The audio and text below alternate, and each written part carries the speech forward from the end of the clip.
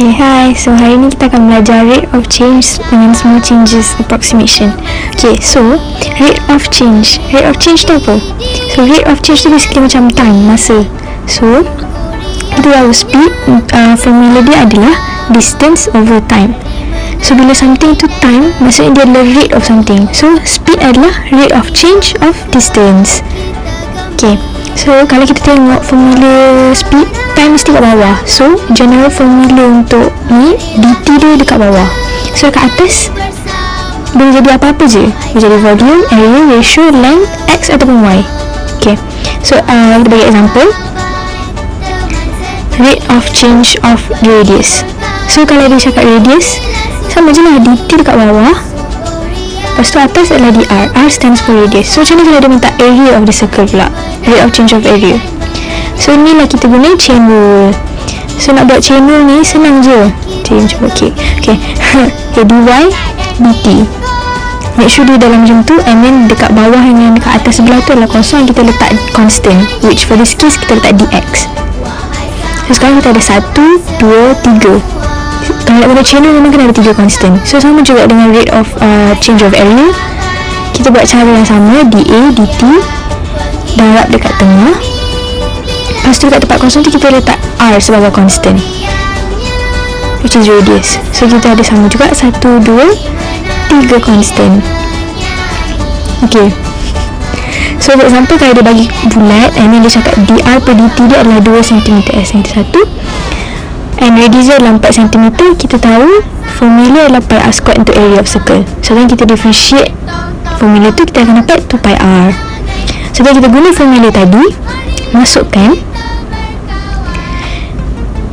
2 pi, kita masukkan 4 sebab kita tahu radius dia 4, darab dengan 2, kita akan dapat 16 pi cm squared s minus 1. Full mark. Okay, so small changes. Small changes pula, memang ada satu formula ni kita memang kena ingat, and dia akan derive pergi banyak-banyak formula. Formula dia adalah dy per dx sama dengan delta y per delta x. Delta tu maksudnya change of something, so change of y dengan change of x. So, example question, let's say dia kata given a function y equals to 4 per x cube, express in term of k, the approximate change in y, x change from 2 to 2 plus k. So then kita tahu 2 adalah old value, 2 plus k adalah new value of x. Okay, so then kita cari change in x. So then new value x tolak dengan old value untuk cari difference between dua tu. So then 2 plus k tolak 2, jadilah k. And sekarang dia minta approximate change in y. So kita pun tukar formula tadi, derivekan supaya delta y tu jadi subject. So akan dapat macam tu. And then macam mana nak cari dy per dx? Kita dah tahu y sama dengan 4 per x kuasa 3. So then kita differentiate y tu, akan dapat negatif 12 per x kuasa 4. So x ni kita memang akan guna old value of x. So kita tahu old value tadi 2, so masukkan 2 tadi dalam x tu, kita substitute, akan dapat negatif 12 per 2 kuasa 4, which is equal to negatif 3 per 4. So then kita ada dy per dx, kita ada difference change in x, guna formula tadi, masuk darab negatif 3 per 4 darab k, akan dapat negatif 3 per 4 darab k. Siap, itu je. Okay, so sekarang kita pergi actual SPM past papers. Yay, bye. Okay, untuk soalan ni kita boleh tengok dulu apa maklumat yang dia bagi. Okay, macam kita tahu soalan ni kan soalan rate of change. Jadinya first kita wujudkan dulu chain rule dia. Macam mana chain rule dia? Dy per dt sama dengan dy per dx darab dx per dt. Okay, boleh dapat? Okay, waktu kita ambil formula dia bagi tu, y sama dengan x kuasa 3 tolak 4x tambah 5. Daripada y tu kita boleh dapatkan dy per dx dengan cara kita differentiatekan equation y tu. Okay, jadi kalau kita differentiatekan, jadi kita dapat dy per dx dia sama dengan 3x kuasa 2 tolak 4. Jadinya kita dah dapat tu, kita cari pula dx per dt. Dx per dt ni ialah rate of change of x. Jadi kalau kita tengok balik soalan, kita dapat tahu yang rate of change of x tu ialah 2 unit per second. Jadi bila kita dah dapat dua tu, kita dah boleh lengkapkan chain rule kita. Kita lengkapkan chain rule kita tu, kita dapat dy per dt sama dengan 3x kuasa 2 tolak 4 darab 2. Okay, kat situ. Jadi x tu, macam dia diberitahu dalam soalan, x tu sama dengan 4. Jadi dalam chain rule kita tu, x tu kita boleh gantikan dengan 4. Jadi kita dapatlah dy per dt sama dengan 3 darab 4 kuasa 2 tolak 4 darab 2. Okay, boleh dapat kat situ. Jadi jawapan akhir dia dy per dt sama dengan 88 unit per second. Kita tengok dulu soalan dia nak apa. Jadi kita dah tahu kan, soalan ni ialah soalan rate of change. Jadi ni kita, macam biasa kita gunakan chain rule. Chain rule dia dv per dt sama dengan dv per dr darab dr per dt. Okay, macam kita tahu soalan ni dia ada cakap volume of sphere. Jadi ni kita cari volume of formula untuk volume of sphere. Jadi formula untuk sphere ialah v sama dengan 4 per 3 pi r cos 3. Bila kita differentiatekan formula tu, kita dapat dv per dr sama dengan 4 pi r cos 2. Jadi kita dapat dv per dr, kita cari pula dr per dt iaitu rate of change of radius.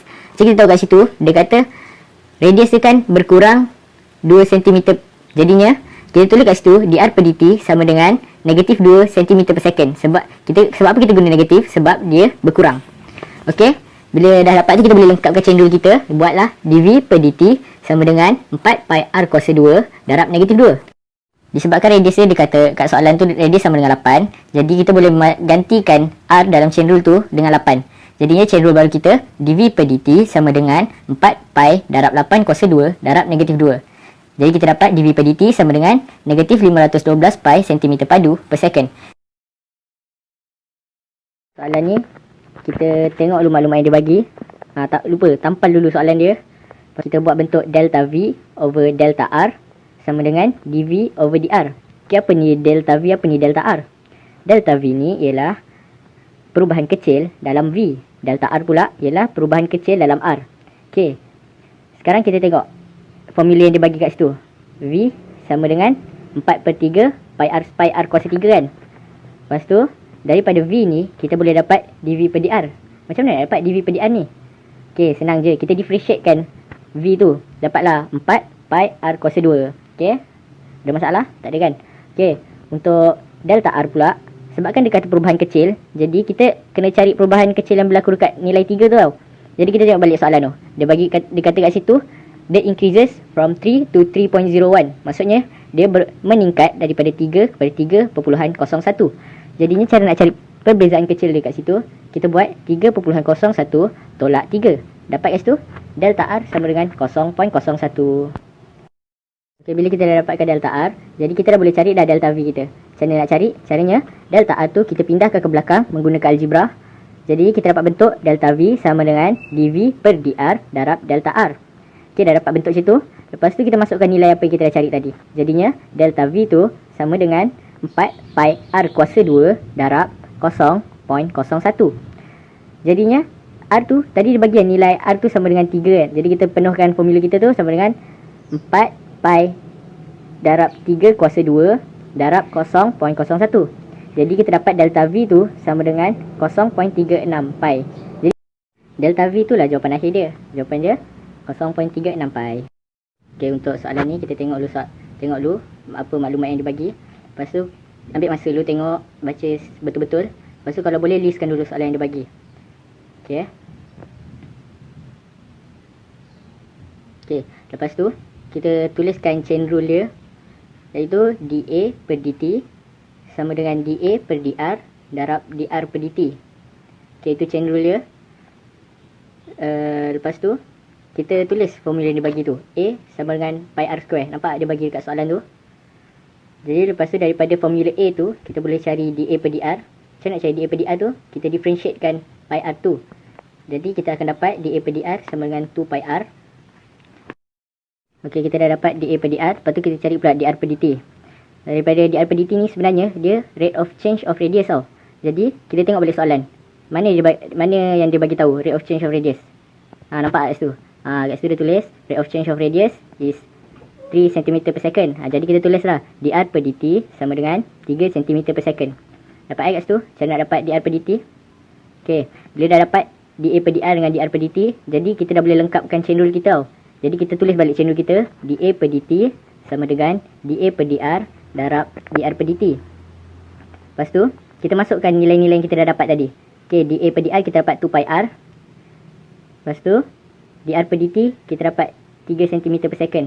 Jadi kita masukkan dalam chain rule kita tu. Lepas tu, dalam chain rule kita dapat dA per dt sama dengan 2 pi r darab 3. Okey, dalam chain rule kita tu, r tu kita masukkan 9. Kenapa nak kena masukkan 9 kan? Sebab kalau kita baca balik soalan, dia kata radius dia 9. Jadi R tu kita boleh gantikan dengan 9.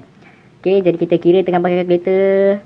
Lepas tu kita dapat dA per dt sama dengan 54 pi cm square per second. Okey, itulah jawapan akhir dia.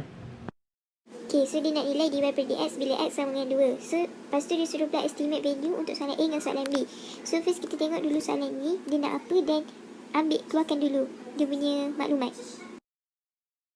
Okay, so kita dah tahu dah apa soalan tu nak. So, y equal to 32 per x kuasa 5 tu kita differentiatekan dia. So, akan dapat negatif 160 x kuasa negatif 6. So, bila kita dy per dx, dia akan dapat negatif 160 per x kuasa 6. Kat dalam soalan tu dia bagi tahu x kuasa 2. So, kita masukkan x tu dengan nilai 2 sebab kita nak tahu nilai dy per dx tu berapa. So, akan dapat negatif 5 per 2. Okay, so untuk soalan A ni, dia minta estimate value dia. So, first kita kena ingat dulu formula dia. Y new equal to y all tambah delta y. Lepas tu kita tahu delta y tu sama dengan dy over dx darab delta x. So, bila kita dah ada formula dan kita juga ada maklumat, so kita boleh masukkan maklumat tu ke dalam formula. So, y new tu equal 32 per 2.02 kuasa 5. Y all tu sama dengan 32 per 2 kuasa 5 tambah delta y. Kita dah tahu delta y tu sama dengan dy over dx darab delta x. Dy over dx kita dah cari dah tadi, negatif 5 per 2. Delta x, macam ni kita nak tahu delta x tu, kita buat x new tu tolak x all. So, 2.02 tolak 2. So, bila tekan calculator akan dapat 0.95. So, itu jawapan dia. Bila korang try 32 per 2.02 kuasa 5 dengan kalkulator, kita akan dapat jawapan sama juga, 0.95. So, jawapan dia memang 0.95.